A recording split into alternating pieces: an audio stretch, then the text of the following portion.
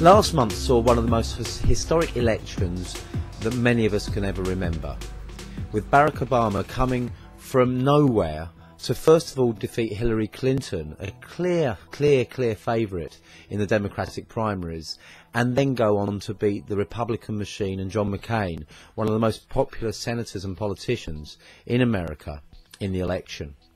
Now, if you'd have asked people 2 years ago whether something like that could happen, they'd have looked at you like you were crazy. Even 2 months before the election, Obama was a rank outsider.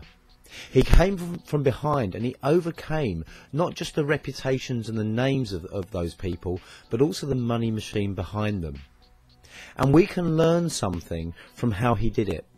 We can look at the tactics that Obama used and look at how important they are in our business as tools of networking. The first thing that Obama did was he raised his profile, he built his credibility, and he built relationships. A lot has been said about mybarackobama.com, the website which was a social network where he got people engaged all over the States and all over the world in his campaign. What hasn't been looked at is not just the fact that he got a social network and so built his profile, but the way he engaged everyone in that network. The way he got them to work for him, the way he got them to run Barack Obama events in their area, the way he got people to invite their friends to join. So he used simple profile building networking techniques to raise his credibility and his profile beyond that of people who were known globally amongst the most famous people in the world. The second thing that Obama's team knew was the power of endorsements. Initially, when he'd beaten Hillary Clinton, he needed the endorsements of the Clintons so that he could win over the Hillary Democrats, the people that had voted for Hillary Clinton. As the campaign went on, he got the endorsements of people like Colin Powell, who would bring over the moderate Republican vote. He got the endorsements of Ted Kennedy, who holds such a the Kennedy name is such a great name in American politics.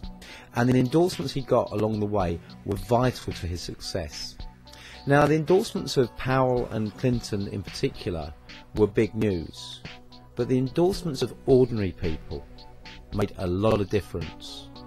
People who were on mybarackobama.com were asked to phone people in their areas with similar sounding surnames and get them out to vote for Obama. How powerful was that endorsement? The recognition that people will listen to others with whom they might share something in common, even if they don't know them personally. And the third thing he got right was his message. Amongst all the noise that surrounded him, the accusations of being affiliated with terrorists, the accusations of being a communist, the bizarre accusations of being Muslim, and that was a bad thing. Despite all of that, he didn't get bogged down in those discussions. He kept one simple message, and he kept repeating it all the time. Change, change, and change. And people understood exactly what Obama stood for. Do you do that in your business? Do you raise your profile and credibility through the relationships you build? Do you understand the power of endorsements and understand which endorsements work with which market? And do you get your message consistent, concise, and correct, whomever you're speaking to and whatever else is going on?